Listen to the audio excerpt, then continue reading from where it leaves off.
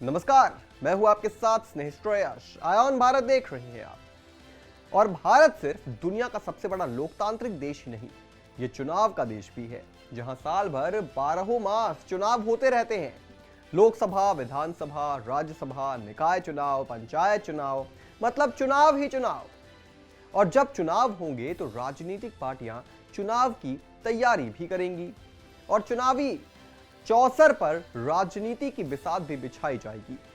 अब देखिए ना, पिछले साल 2024 में लोकसभा चुनाव हुए, उसके बाद हरियाणा विधानसभा चुनाव हुए, फिर महाराष्ट्र में चुनाव हुए।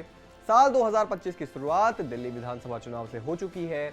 इसके बाद नजर बिहार विधानसभा चुनाव पर है। अगले साल 2026 में असम, पश्चिम बंगाल, तमिलनाडु, पौंडीचेरी और केरल में चुनाव है।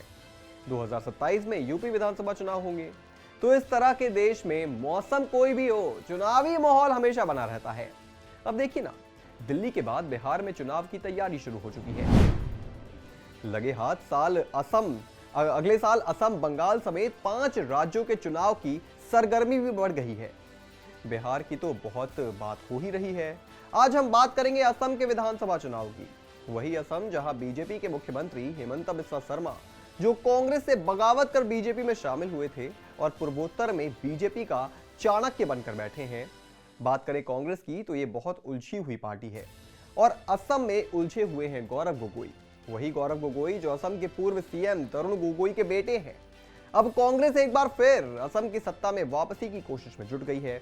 बताया जा रहा है कि राहुल गांधी खड़गे के साथ मिलकर इस बात को लेकर बहुत संजीदा हैं, लेकिन पार्टी के सामने असम में भी वही पुराना लाइलाज मर्ज समस्या बनकर खड़ा है और वो गंभीर बीमारी है गुटबाजी। दरअसल गौरव गोगोई लंदन से दुल्हनिया लाए हैं और गोगोई की मौजूदा समस्या की जड़ है उनकी दुल्हनिया एलिजाबेथ कोलबर्न। वही समस्या बनी हुई है। अब तरुण गोगोई जब असम के मुख्यमंत्री थे तब बेटा गौरव गोगोई लंदन पढ़ने गया था और डिग्री में पत्नी लेकर आ गए, वो भी पढ़ी लिखी गोरी मैम। गौरव ने साल 2013 में ब्रिटेन मूल की एलिजाबेथ से शादी की थी। तब उन्हें क्या पता था कि पत्नी की वजह से उनके माथे पर आईएसआई एजेंट होने का ठप्पा लग जाएगा। वही आईएसआई जो दुश्मन देश पाकिस्तान की खुफिया एजेंसी है। एलिजाबेथ कोलबर्न ने लंदन स्कूल ऑफ इकोनॉमिक्स से इंटरनेशनल पॉलिटिकल इकोनॉमी में मास्टर डिग्री हासिल की है। वो इस वक्त ऑक्सफोर्ड पॉलिसी मैनेजमेंट के लिए काम करती हैं, जो विकासशील देशों में सामाजिक और आर्थिक नीति पर काम करने वाली एक प्रतिष्ठित अंतर्राष्ट्रीय संस्था है। इसी सिलसिले में वो अनेकों बार पाकिस्तान का दौरा कर चुकी हैं। असम के मुख्यमंत्री हेमंत बिस्वा शर्मा का एक आरोप है कि एलिजाबेथ जिस संस्था के लिए काम करती हैं वो संस्था आईएसआई के मुखौटा के रूप में काम करती है। इसी विवाद को लेकर असम कांग्रेस के एक धड़े को भी ऐतराज है। वैसे तो कांग्रेस गांधी फैमिली के अलावा किसी और पर उंगली उठाती है तो उसे फर्क पड़ता नहीं है, लेकिन अब की बार पार्टी गौरव गोगोई के पीछे चट्टान की तरह खड़ी हो गई है। दरअसल असम में विधानसभा चुनाव है और जब से हेमंत बिस्वा शर्मा पार्टी छोड़कर गए हैं तब से प्रदेश कांग्रेस का प्रदेश में कोई खेवनहार नजर नहीं आ रहा है।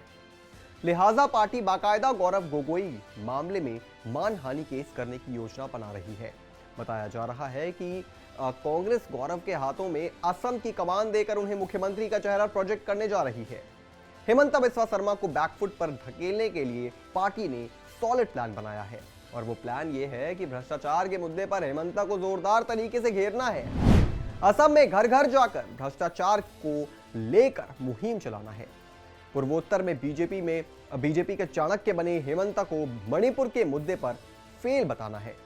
कुल मिलाकर कांग्रेस ने प्लान धांसू बनाया है, बस उसे हकीकत की जमीन पर उतार दे। पार्टी के बीते हुए दिन में असम में लौट आए हैं और लेकिन क्या वाकई में पार्टी ऐसा कर पाएगी? लगता तो नहीं है। हम ऐसा इसलिए कह रहे हैं क्योंकि जब से कांग्रेस केंद्र की सत्ता में बेदखल हुई है तब से पार्टी की एक भी रणनीति जो दिल्ली में गोल मेज सम्मेलन पर बनाई जाती है अमल नहीं हो पाती है। बहरहाल कहा तो यह जा रहा है कि इस बार मुद्दे पर राहुल गांधी और खड़गे ने हामी भर दी है। असम में 2026 में लड़ी जाने वाली सत्ता की लड़ाई की शुरुआत 2025 में ही शुरू होने का प्लान है। अब देखना यह है कि अपने तमाम तरकश के तीरों से पूर्वोत्तर के हृदय सम्राट बने हिमंता, वो ये कितना चोट पहुंचा पाते हैं। इस पूरी खबर पर आप क्या सोचते हैं दोस्तों, हमें कमेंट करके जरूर बताएं और तमाम बड़ी खबरों से जुड़े रहने के लिए आप देखते रहें आनंद भारत।